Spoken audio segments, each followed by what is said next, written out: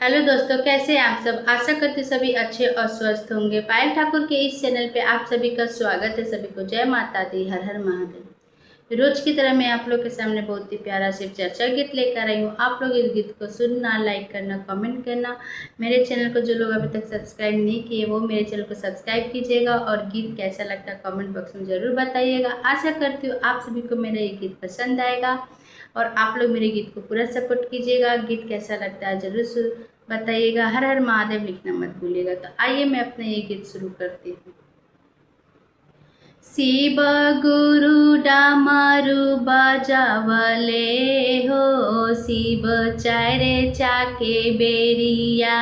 शिव गुरु डामरु बजावले हो, शिव चारे चाके बेरिया। चारे चाके बेरिया शिव चारे चाके बेरिया। चारे चाके बेरिया शिव चारे चाके बेरिया। शिव गुरु डमरु बजावले हो, शिव चारे चाके बेरिया। शिव गुरु डमरु बजावले हो, शिव चारे चाके बेरिया। डमरू के आवाज सुनी ब्रह्मा जी आइले। ब्रह्मा जी आइले हो, ब्रह्मा जी आइले। डमरू के आवाज सुन के ब्रह्मा जी आइले। सांगावा सरस्वती मैया आइली हो, शिष्या चरे चाके बेरिया। सांगावा में सरस्वती मैया आइली हो, शिष्या चरे चाके बेरिया। शिव गुरु डमरू बजावले हो, शिव चरे चाके बेरिया। डमरू के आवाज सुनी विष्णु जी आइले। विष्णु जी आइले हो, विष्णु जी आइले।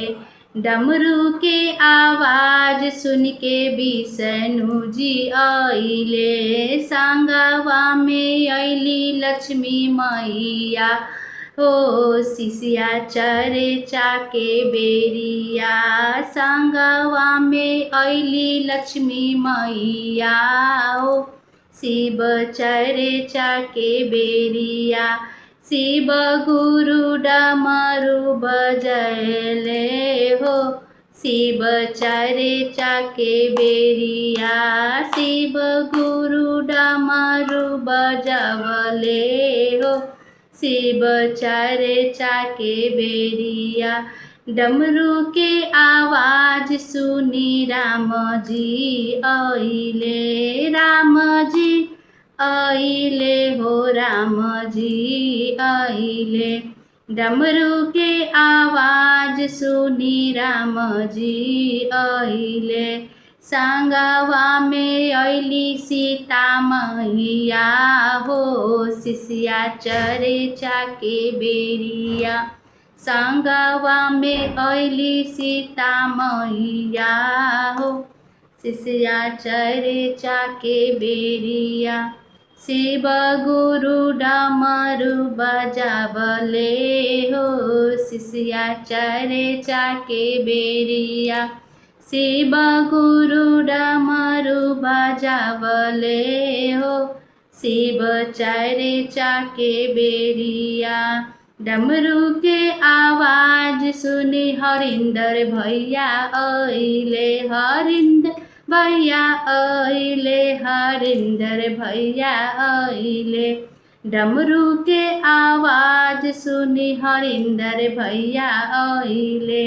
सांगवा में नीलम दीदी आइली हो, शिष्या चरे चाके बेरिया।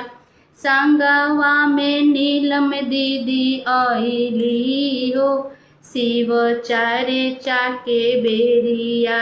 शिव गुरु डमरू बजावले हो शिव चारे चाके बेरिया, शिव गुरु डमरू बजावले। हो शिव चारे चाके बेरिया, चारे चाके बेरिया, शिव चारे चाके बेरिया, चारे चाके बेरिया, शिव चारे चाके बेरिया।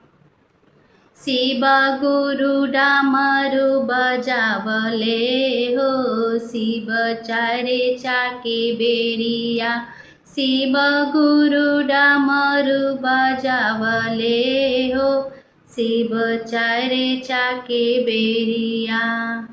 हर हर महादेव। गीत कैसा लगा जरूर बताइएगा।